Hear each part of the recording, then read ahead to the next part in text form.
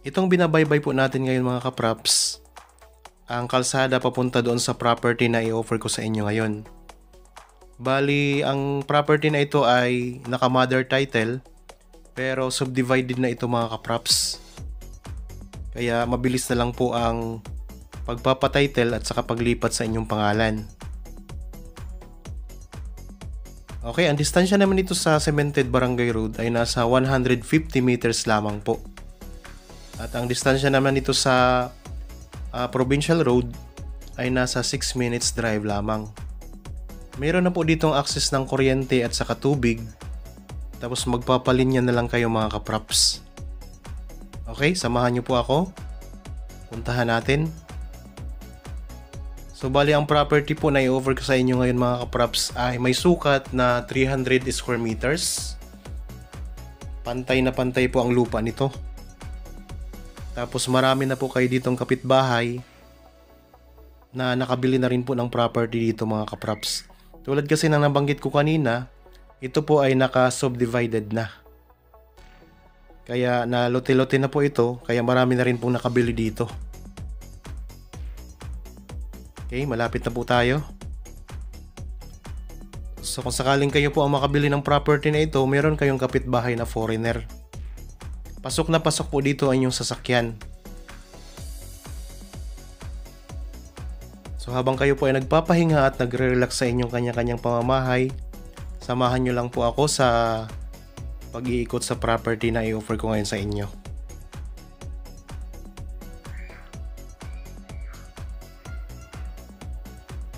Okay, nandito na po tayo mga kapraps. So tulad ng nabanggit ko kanina, pwede nyo pong ipasok ang inyong sasakyan. So ayun po, mayroon ang sasakyan dito na nakapasok ko. Ayun po. Yan, sasakyan po yun, yung kulay itim. Tapos ito po ang kapitbahay nyo na foreigner mga kapraps. Yan. Tapos ito naman po ang property na i-offer ko sa inyo ngayon.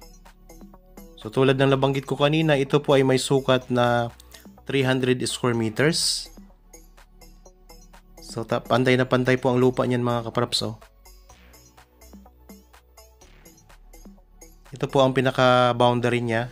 Yan.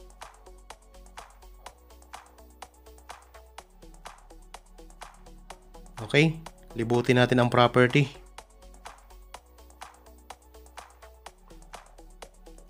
So sa mga interested po ng property na ito, pwede nyo po itong bisitahin mga kapraps para makita nyo po ang property na ito ng personal or actual. Ito naman po ang boundary sa kabilang side mga kapraps. Katabi po siya ng right of way papasok naman doon sa iba pang property sa bandang looban mga kapraps. Dito sa binibenta naming property ngayon ay may mga available pa po. 3 na lang po ang available. So ito nga po 300 square meters, tapos meron pong 1,000 square meters at meron din pong 536 square meters mga kapraps.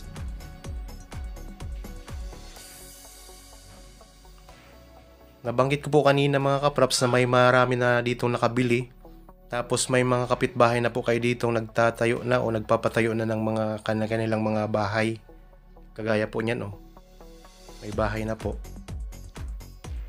Kaya kung naghahanap po kayo ng property na gusto nyong tayuan ng bahay ninyo dito sa bayan ng Nagcarlan, Laguna, maaliwalas po ang hangin at napakatahimik po ng lugar, pwede po ninyo itong tingnan mga kapraps, baka magustuhan nyo ito.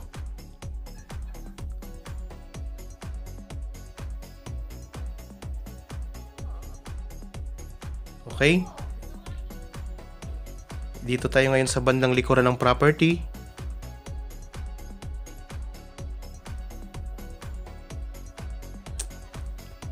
Magandang araw po mga kapraps. Welcome back sa Badshot Properties channel.